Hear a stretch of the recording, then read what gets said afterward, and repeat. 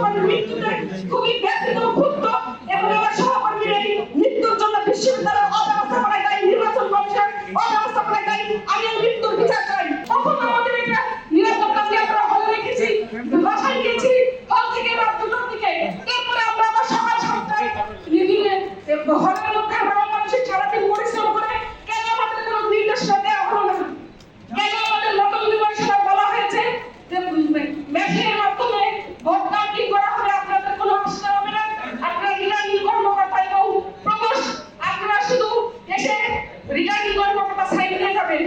আমার একজন police officer অসুস্থ হয়ে গিয়েছেন, তাকে আমি ফোন দিয়েছি, তিনি আমাকে বলেছেন ম্যাডাম আমাকে কি আপনি চাকরি পেয়েছেন? আমি তো হিসাব করে মারা যাবো। আমার পুলিশ অফিসার না আসলে আমি অভ্যর্থ দিলে তাহলে কাউন্টিং শুরু করতে পারবো না। আমি একমাত্র সহকর্মীকে অসুস্থ দেখতে চাই। তার সহকর্মী কাজী মহসিন অসুস্থ হয়ে গিয়েছেন, তার সহকর্মী মৃত্যুতে তিনি রিটার্নিং অফিসার। তাহলে কাউন্টিং কে করবে? এইভাবে যদি কাউন্টিং হয় আর 3 দিন লাগবে।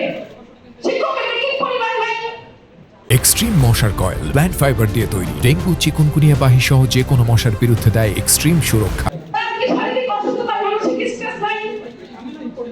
এটা আমরা চাই না, আমরা মেশিনের মাধ্যমে হতে হবে। তাহলে আমরা রিটার্নিং কর্মকর্তারা আমরা এটা করতে পারবো না। আমাদের পুলিশ অফিসার তাহলে আপনাদের যদি এত দক্ষ অবলম্বনে থাকে, তাহলে আপনারা যদি মেডিকেলি সিদ্ধান্ত নেন রাতের বেলা আমাদেরকে সেই সিদ্ধান্ত ছাড়বেন না কেন? কেন 21টা হলে কাউন্টিং হলো না? 21টা হলে যদি একটা বোর্ডে হতো তাহলে 21টা বোর্ড একসাথে কাউন্টিং শুরু হতো না। তখন রাত 10টায় ভোটের ফলাফল জানতে পারতাম।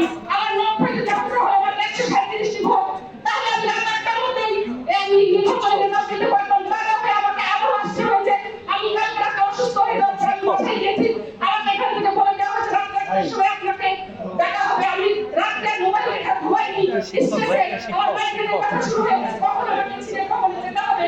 সকালবেলা সহকর্মী মৃত্যুর খবর আমি অসুস্থ হয়ে গেছি, আমার প্রেশার লো হয়ে গেছে, আমি তো মরে যেতে পারতাম। আপনারা